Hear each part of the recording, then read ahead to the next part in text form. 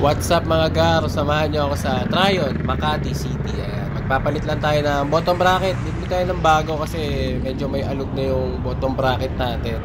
Big shoutout pala kay Pasay, ayan, para sa bar tape natin. Available yan sa pasaytapes.com. Isa to sa akin na baba trip ko kapag nagbabike ako, lalo na pagka commute. Ayan, isa yan kasi sa dahilan kung bakit ang bagal ng biyahe natin. Siyempre, ayaw mo matalsikan, ayaw mo madumihan, tapos sa ibang lugar pala hindi umuulan, di ba?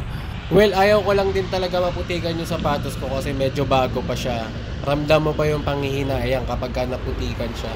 So ayun, hindi muna tayo nag-flyover kasi mas maputik dun sa taas, mas madaming tubig. Kaya dito muna tayo sa ilalim.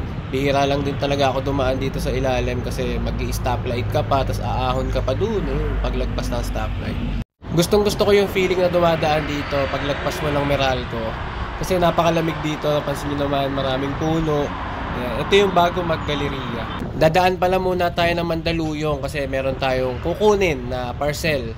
So ayan na nga, sa nakikita nyo, naputikan pala yung Loco Rosmo set natin kasi nakalagay yan sa ilalim ng saddle natin. Ayan, gamit yung strap na God and Famous. Kukunin lang natin tong parcel tapos ibat na agad tayo.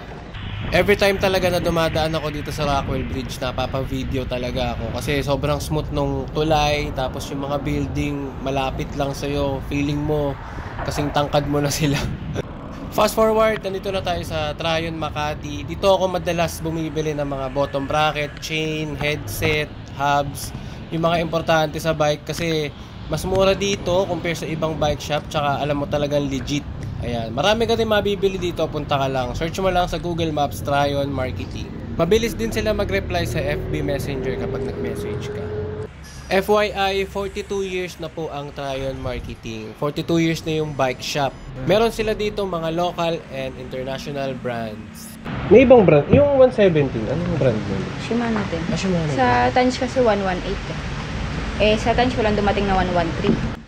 So, nag-inquire ako ng 115 na haba ng bottom bracket kasi yung unang gamit ko is 123. Masyadong mahaba, masyadong buka na yung hita ko pagka sumisipa ako.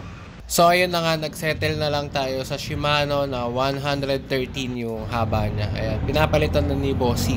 Ito din yung dahilan kung bakit hindi tayo makapag-fix gear dito sa bike ko kasi syempre may alog yung bottom bracket. Pangit siya sa pakiramdam. Ramdam na ramdam mo siya sa paa. So pwede ka malaglagan ng chain or pwede yung buong crankset ang malaglag sa'yo.